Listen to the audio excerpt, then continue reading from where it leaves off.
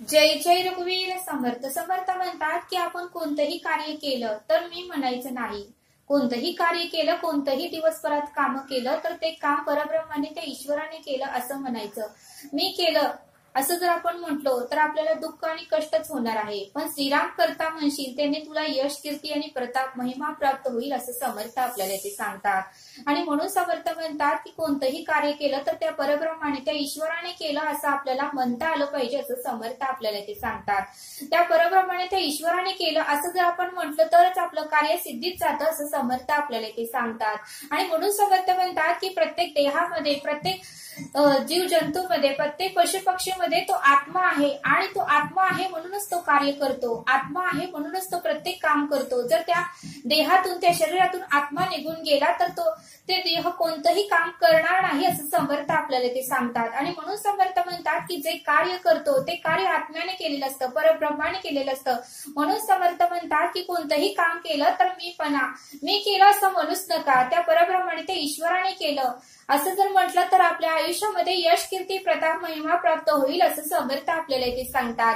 पण मी म्हटलं त्याने तू दुःखी आणि कष्टी होशील असं समर्थ आपल्याला ते सांगतात. आणि म्हणून समर्थ म्हणतात की संत लोकांनी कोणतंही कार्य केलं तर त्या ईश्वराने, त्या पांडुरंगाने, त्या विठ्ठलाने केलं असं म्हणत होते. त्यामुळे प्रत्येक संत लोकांना यश, कीर्ती, प्रताप, महिमा प्राप्त झाला असं समर्थ आपल्याला ते सांगतात. आणि म्हणून समर्थ म्हणतात की प्रत्येक कार्य हे परब्रह्माने, त्या ईश्वराने, त्या भगवंताने केलं असं आपल्याला म्हणता आलं पाहिजे असं समर्थ आपल्याला ते सांगतात.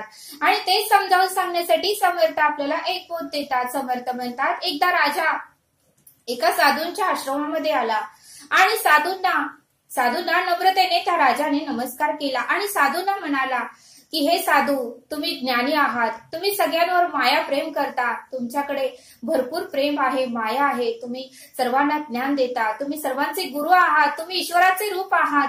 त्यामुळे मलाही तुमच्यासारखं ज्ञानी व्हायचं आहे, मलाही तुमच्यासारखं प्रेमळ व्हायचं आहे, मलाही तुमच्यासारखा स्वभाव व्हायचा आहे.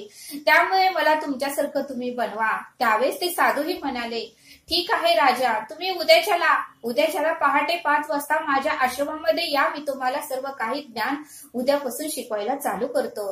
त्यावेळेस राजाला खूप आनंद झाला आणि राजा परत आपल्या राजवाड्यात गेला. आणि राजा दुसऱ्या दिवशी पहाटे 5 वाजता त्या साधूंच्या आश्रमामध्ये आला.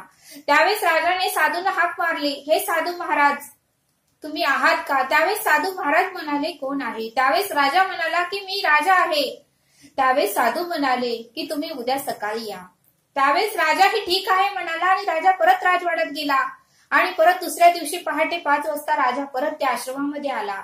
त्यावेळेस राजा म्हणाला की साधू तुम्ही आश्रमामध्ये आहे का? त्यावेळेस साधू म्हणाले कोण आला आहे? त्यावेळेस राजा परत म्हणाला मी आलो आहे. त्यावेळेस साधू परत म्हणाले तू दुसऱ्या दिवशी ये. त्यावेळेस मात्र राजाला थोडा राग आला. असं 2-3 दिवस झालं, 4 दिवस झाल्यानंतर राजा परत 5व्या दिवशी गेला. त्यावेळेस राजाने फक्त साधू असा हाक मारली. त्यावेळेस साधू म्हणाले कोण आहे? त्यावेळेस मात्र राजा काहीही बोलला नाही. राजा शांतच बसले 10 मिनिटं. मग साधू महाराजांनाही कळे ना की बाहेरून कोण आलंय, याचं काहीच उत्तर आलं नाही. आपण बाहेर जाऊन बघूया की कोण आला आहे. त्यावेळेस साधू महाराज त्या आश्रमामधून बाहेर आले आणि साधू महाराजांनी राजाला मिठी मारली आणि राजाला म्हणाले की खरंच आजपासून मी तुम्हाला ज्ञान शिकवणार आहे. आजपासून मी तुम्हाला विद्या देणार आहे. कारण आतापर्यंत तुम्ही मी घेऊन येत होता, आज तुम्ही एकटा आला आहात आणि म्हणूनच आजपासून मी ज्ञान शिकवणार आहे. त्यावेळेस साधू महाराजांनी राजाला पटवून सांगितलं की मी तुम्हाला रोज म्हणत होतो की कोण आले आहे. त्यावेळेस तुम्ही म्हणत होता मी राजा आहे. पण आज मात्र तुम्ही मी राजा आहे असं म्हणालाच नाही. तुम्ही शांत बसला. तुम्हाला काय उत्तर द्यावं हेही कळालं नाही.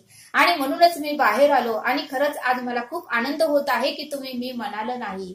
त्यावेळेस मात्र राजालाही आनंद झाला आणि मग राजा म्हणाला की मी जर म्हटलो तर आपल्याला ज्ञान प्राप्त होत नाही, आपल्यामध्ये अहंकार येतो, आपल्यामध्ये अभिमान येतो आणि मग आपल्यामध्ये मत्सर, तिरस्कार, क्रोध हा उभा राहतो. आणि म्हणूनच समर्थ म्हणतात की मीपणा सोडा. या बोधातून आपल्याला हे शिकायला मिळतं की मी जर म्हणलं त्याने तू दुःखी आणि कष्टी होशील, पण श्रीराम करता म्हणशील त्याने तुला यश, कीर्ती, प्रताप, महिमा प्राप्त होईल असं समर्थ आपल्याला इथे सांगतात. आणि म्हणून समर्थ म्हणतात की या बोधातून आपल्याला हे शिकायला मिळतं की मी म्हणूच नका, परब्रह्म म्हणा, ईश्वर म्हणा, भगवंत म्हणा, त्या भगवंताने सर्व काही केलेलं आहे, भगवंत सर्व काही कार्य करतो, भगवंतच ही सृष्टी चालवतो, असे आपण जर म्हणलं तर आपल्याला सुख समाधान आणि शांती प्राप्त होईल, असं समर्थांनी आपल्याला इथे सांगितलं. आणि म्हणूनच समर्थ म्हणतात की चराचरामध्ये, सृष्टीमध्ये, सगळ्या वनस्पतीमध्ये तो भगवंत, तो ईश्वर व्यापून उरलेला आहे आणि त्याच्या आज्ञेशिवाय झाडाचं पानही हलत नाही. आणि म्हणूनच समर्थ म्हणतात की त्या परब्रह्मा, त्या ईश्वराने सर्व काही कार्य केलं असं आपल्याला म्हणता आलं पाहिजे, तसं समर्थांनी आपल्याला इथे सांगितलं. तरी आता आपण इथेच थांबू. धन्यवाद. जय सद्गुरू.